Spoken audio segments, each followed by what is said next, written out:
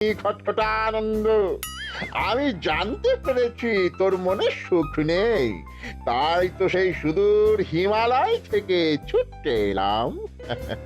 ও, আপনি কি করে জানলেন সাধু বাবা? ওরে পাগল ছেলের কথা শোনো। সন্তানের মনের কথা যদি জানতেই না পারি, তাহলে কিসের তপস্যা আর কিসের ধ্যান? কি জেনেছেন সাধু বাবা? 3 দিন ধরে মনে কোনো সুখ খুঁজে পাচ্ছি না, নানান রকম চিন্তায় জর্জরিত হয়ে রয়েছি। তার মধ্যে আজ 3 দিন হলো রানী বাপের বাড়ি গিয়ে রয়েছে। সুখ কি তোর একার?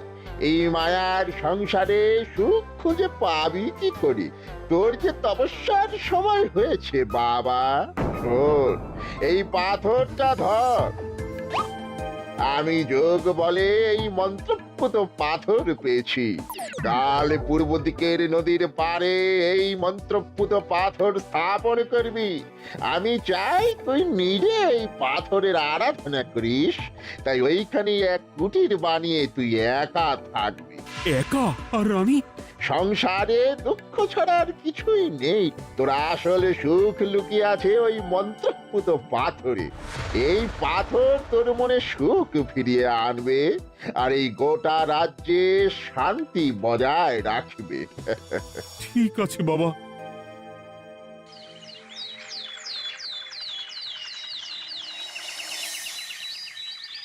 জয় বাবা খটখটানন্দের জয়। কি তার জ্যোতি, কি তার ব্যক্তিত্ব, আহ, কি তার কণ্ঠস্বর! এই মন্ত্রপুত পাথর আমার এবং এই রাজ্যের সকলে সুখ শান্তি ফিরিয়ে আনবে। আজ থেকে আমি সাধু বাবার পরামর্শ মতন এখানেই থাকবো। তোমাদের যার যা যা বক্তব্য আমাকে এখানে এসেই বলবে। কোনো চিন্তা করবেন না মহারাজ, আমি সব সামলে নেব। আপনি নিষ্ঠা সহকারে সাধু বাবার আদেশ পালন করুন। মহারাজ, যার নামেই খট তার কথাই ভরসা করা কি ঠিক হবে? একটা সামান্য পাথর কি করে সুখ ফিরিয়ে আনবে মহারাজ? বিষয়টা কি খটখটানন্দের মতন খটকার নয়? এটা মোটেই সামান্য পাথর নয় গোপাল, এটা মন্ত্রপুত পাথর। আর এসব হচ্ছে বিশ্বাসের ব্যাপার। শুধু তোমার মতন ভাঁড় দিয়ে কি আর রাজ্য চলে?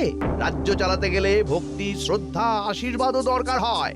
কি শাস্ত্রে বলে বিশ্বাসে মিলায় বস্তু তর্কে বহুদূর। কিন্তু মহারাজ, রাজ্যটাও তো চালাতে হবে। আপনি এখানে থাকলে এই রাজ্যের কি হবে মহারাজ? একবার ভেবে দেখুন, সাধু বাবা আসল না হয়ে নকলও তো হতে পারে। দেখো গোপাল, তোমার যদি মনে বিশ্বাস না থাকে তাহলে আমি বলবো তুমি আর এখানে এসো না। তবে সাধু বাবার নামে কোনো বাজে মন্তব্য আমি শুনবো না। আমি চাই না আমার এই অবিশ্বাসের কারণে আমার রাজ্যের কোনো ক্ষতি হোক। আর আমি এই রাজ্যের মন্ত্রী, আমি থাকতে তোমাকে রাজ্য নিয়ে বেশি ভাবতে হবে না। তুমি এখন যাও তো গোপাল, যাও। মহারাজকে আর বিরক্ত করো না। পাল না থাকলে এ রাজ্যের কিছুই এসে যাবে না। আমরা থাকতে নাকি ভাঁড় চালাবে রাজ্য? আচ্ছা, ঠিক আছে, দেখা যাক। তাহলে আসি মহারাজ। হ্যাঁ হ্যাঁ, এসো এসো।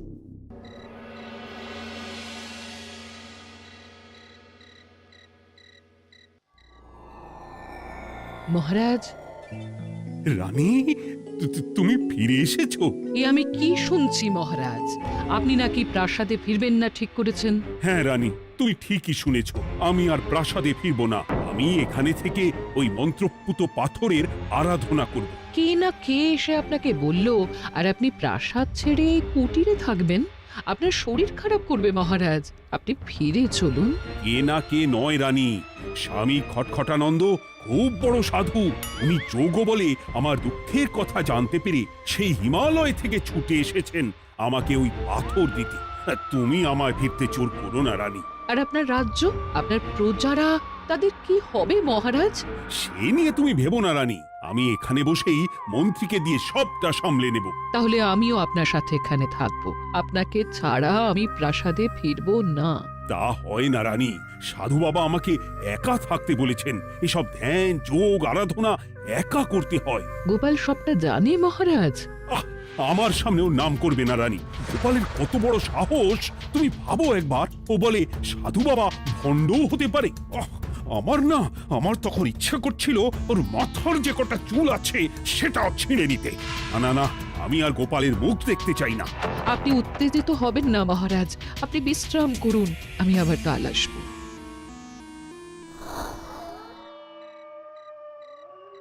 রাতের হাটেও সবজির যা দাম বেড়েছে, এরপর শুধু এক বেলা খেয়ে থাকতে হবে।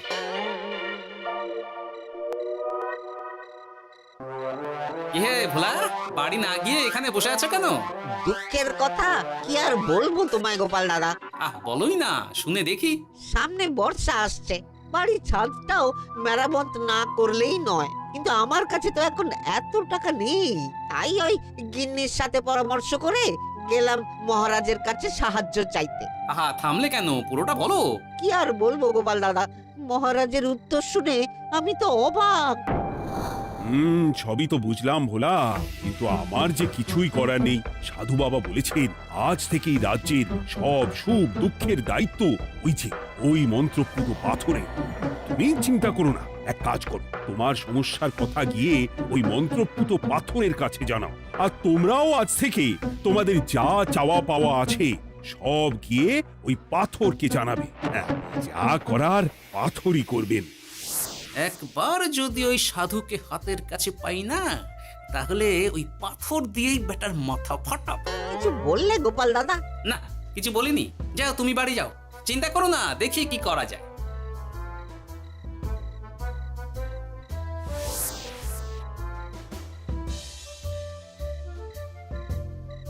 কি ব্যাপার, এত রাতে বটা ঘটা মন্ত্রীর বাড়িতে কি করছিল? কি বটা ঘটা, আজকে মন্ত্রী মশাইয়ের বাড়ি খাওয়া দাওয়া ছিল? খাওয়া ছাড়া কি অন্য কিছু আসে না তোমার মাথায়? চ চ চ, আমাদের অনেক কাজ আছে, চ। আরে এত তাড়া কিসের? বাবা, বটা ঘটার এত কি গুরুত্বপূর্ণ কাজ যে একেবারে ছুটে পালালো? না, ব্যাপারটা তো সুবিধের ঠেকছে না।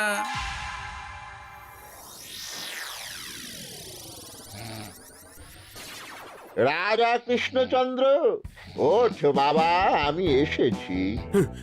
সাধু বাবা, আপনি এসেছেন? কেমন আছিস বাবা? ভালো আছি বাবা, তবে মনে এখনো পুরোপুরি সুখ খুঁজে পাইনি। সুখ কি তোর একার? কি করে সুখ পাবি বাবা?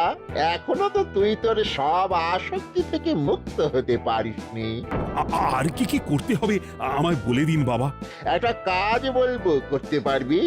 বলুন বাবা, আপনি যা বলবেন আমি তাই করব। এই রাজপাট তুই ছেড়ে দে, এসব থেকে নিজেকে মুক্ত করে তুই তোর সাধনায় মন দে, দেখবি তার ফল তুই পাবি। কিন্তু তাহলে রাজ্যের কি হবে? কে দেখবে সাধু বাবা? কেন, তোর মন্ত্রী, ওর থেকে ভালো লোক তুই আর পাবি না। ওই হচ্ছে তোর আসল শুভাকাঙ্ক্ষী, আমি যোগ বলে জানতে পেরেছি। আচ্ছা, তাই হবে। আর ওই গোপালটাকে যদি পারেন একটু সাহায্য করবেন বাবা। ওই তুচ্ছ গোপালকে নিয়ে তুই চিন্তিত হোস না, ওরে ভুড়ি মন্ত্রী মশাই ফাটাবে। তুই যা, ঘুমো।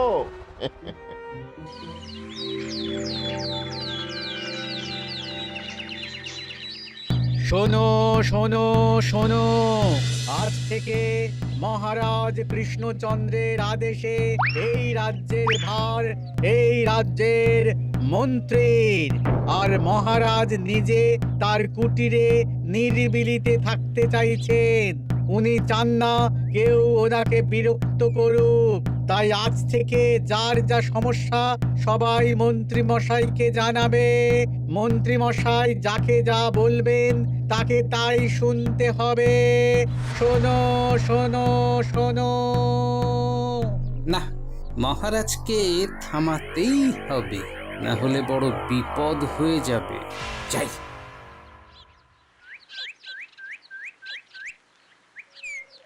মহারাজ, এই ভুল আপনি করবেন না। মন্ত্রীর হাতে রাজ্যের ভার দিলে রাজ্যের সর্বনাশ হবে মহারাজ। দেখো গোপাল, আমি যেটা করেছি সেটা ঠিক বুঝেই করেছি। আমার সিদ্ধান্ত আর বদলাবে না। আর এই বিষয় নিয়ে আমি তোমার সাথে কথাই বলতে চাই না। মহারাজ, গ্রামবাসীরা আপনার এই সিদ্ধান্ত খুশি মনে মেনে নেয়নি। সবার কথা একবার ভেবে তারপর সিদ্ধান্ত নিন মহারাজ। একজন বাইরের লোকের কথায় কোনো সিদ্ধান্ত নেবেন না দয়া করে। গোপাল, তুমি যদি সাধু বাবার সিদ্ধান্তে প্রশ্ন তোলার চেষ্টা করো তাহলে আমি বাধ্য হব মন্ত্রীকে বলে এই রাজ্য থেকে তোমায় বিতাড়িত করতে। একজন সেই হিমালয় থেকে আমাদের উপকার করতে এলো আর তুমি তার বিরুদ্ধেই কথা বলছো। ছি ছি গোপাল, ছি। মজা, কি মজা!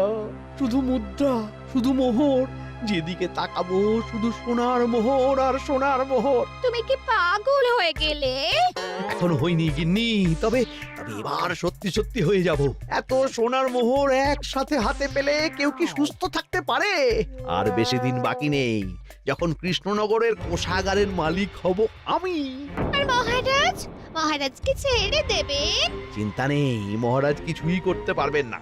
তিনি এখন সাধু বাবার আদেশে পাথরের আরাধনায় ব্যস্ত। আর প্রহরীরা, তারা কিছু বলবে না? প্রহরীরা তো এখন আমার গোলাম। মন্ত্রীমশাই, মন্ত্রীমশাই, আমরা এসেছি। ওই তো ওরা চলে এসেছে। ওরা কি করবে? ওরাই তো কোষাগার লুট করতে আমায় সাহায্য করবে। রাজ কোষাগার হবে শুধু আমার, আমার, আমার।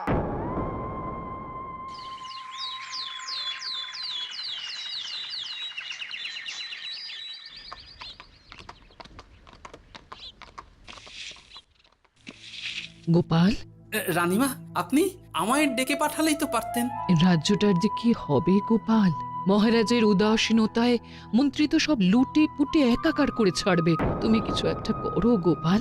সে তো আমিও বুঝতে পারছি রানীমা, কিন্তু হাজার চেষ্টা করে ও মহারাজকে বোঝাতে পারছি না। মহারাজ সাধু বাবার পাল্লায় পড়ে আর কিছুই বুঝতে চাইছেন না। এই রাজ্য আর মহারাজকে একমাত্র রক্ষা করতে পারবে তুমি গোপাল। কিছু একটা করো। কি হয়েছে, তোমরা হট্টগোল করছো কেন? তুমি আর একটা বিহিত করো গোপাল দাদা, আমরা তো আর থাকতে পারছি না। তুমি এর এক বিহিত করো গোপাল। আচ্ছা, কি হয়েছে বলবে তো? মন্ত্রী মশাই সবার কাছ থেকে অগ্রিম কর চেয়েছে।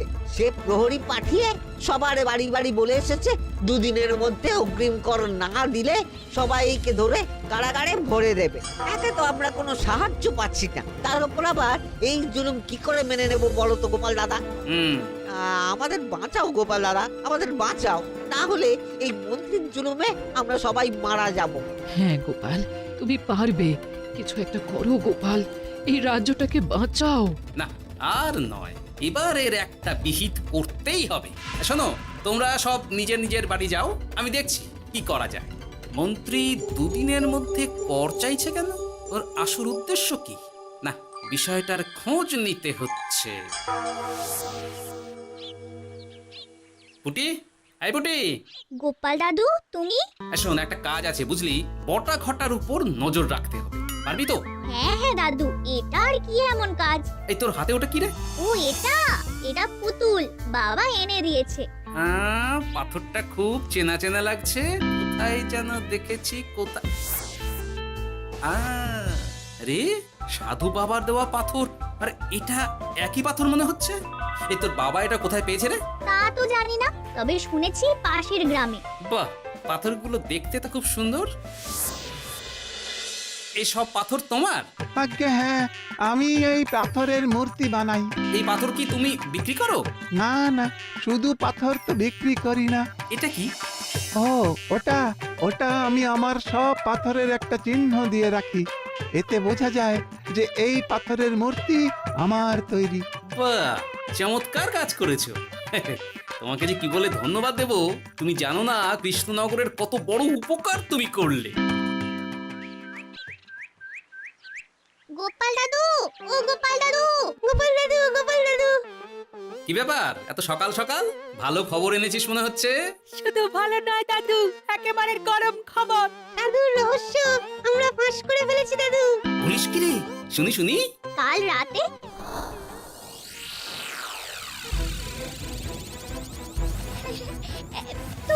এত সোনা, এত মোহর আমি একসাথে কোনোদিন দেখিনি। ও, এইসব আমাদের? হ্যাঁ গিন্নি, হ্যাঁ, এই সব আমাদের, সব। ওরে বাবা, আমার তো বিশ্বাসই হচ্ছে না, ভাবলেই গায়ে কাঁটা দিচ্ছে। রে বটা, আজ সাধু সেজে মহারাজের কাছে গেছিলি? হ্যাঁ, মহারাজ তো আজ প্রায় পা ছুঁয়ে প্রণাম করতে যাচ্ছিলেন, কোনো মতে ঠেকিয়েছি। বলেছি প্রণাম নেওয়া আমার গুরুর বারণ আছে। আর আমি তো আজ এমন ধোঁয়া দিয়েছি যে মহারাজ একেবারে কেসে কেসে অস্থির। আর মাত্র 2 দিন। এই 2 দিন খেলাটা চালিয়ে যেতে পারলেই কেল্লা ফতে। আচ্ছা, এবার আমার কাছে পুরো বিষয়টা পরিষ্কার হলো। বাহ, তোরা দারুণ কাজ করেছিস রে। এবার শুধু আজ রাতে প্রমাণটা পেলেই হয়ে যাবে।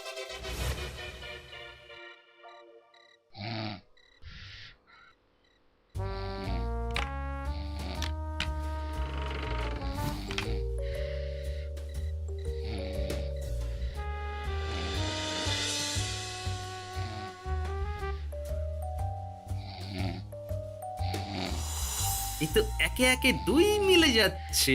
বাবা বাবা বাবা, এবার খেলা জমবে।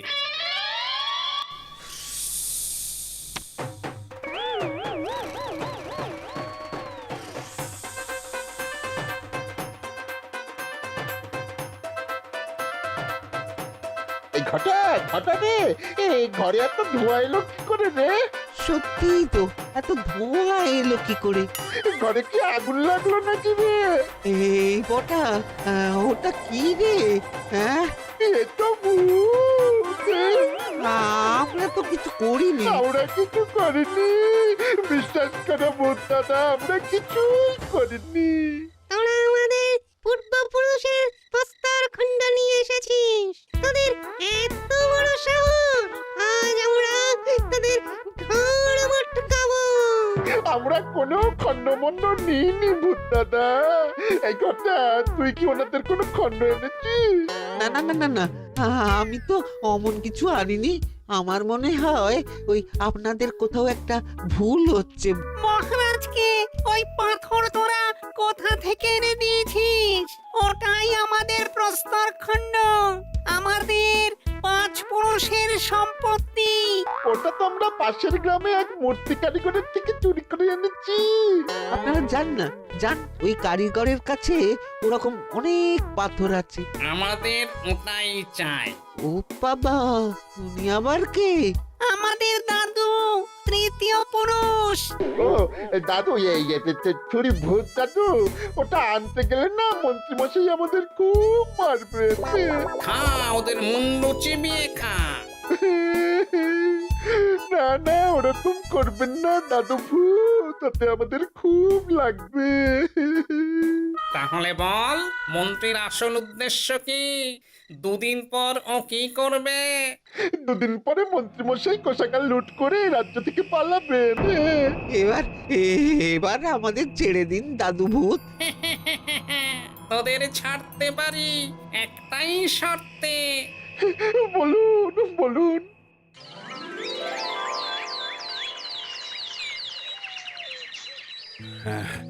রাজ্যের পরিস্থিতি কি?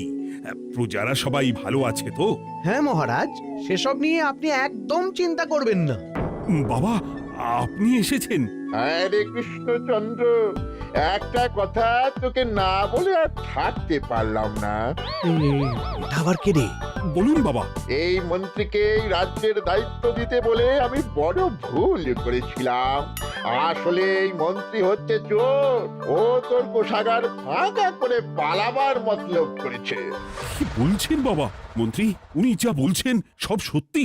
না না মহারাজ, এই বটা কি হচ্ছে কি? বটা? তো তুমি সাধু বাবাকে বটা বলে ডাকছো কেন?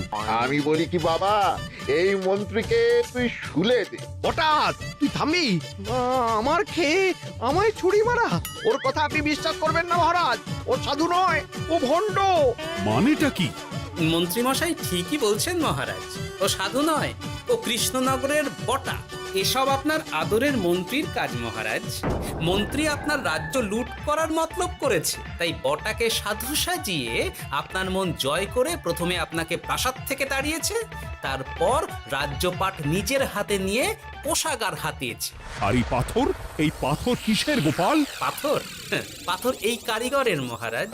উনি পাশের গ্রামে এই পাথর দিয়ে মূর্তি গড়েন। মন্ত্রী বটাকে দিয়ে এই পাথর চুরি করিয়েছে।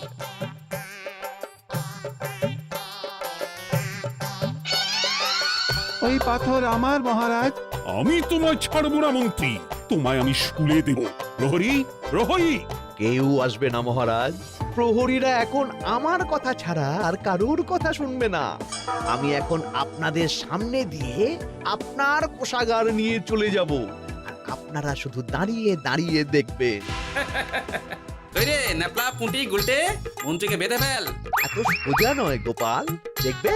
প্রহরী, প্রহরী! চেঁচান চেঁচান, আরো জোরে চেঁচান, কিন্তু ফল হবে না। আপনার প্রহরীরা সব গ্রামবাসীর হাতে বন্দী।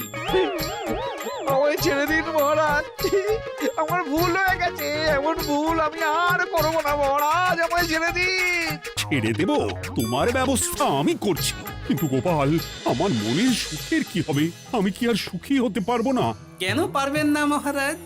রাজার আসল সুখ তো তার প্রজার সুখে। একদম ঠিক কথা বলেছে গোপাল, প্রজার সুখেই রাজার সুখ। ঠিক গোপাল, ঠিক। তুমি না থাকলে যে আমার কি হতো? জয় গোপালের জয়। জয় গোপালের জয়।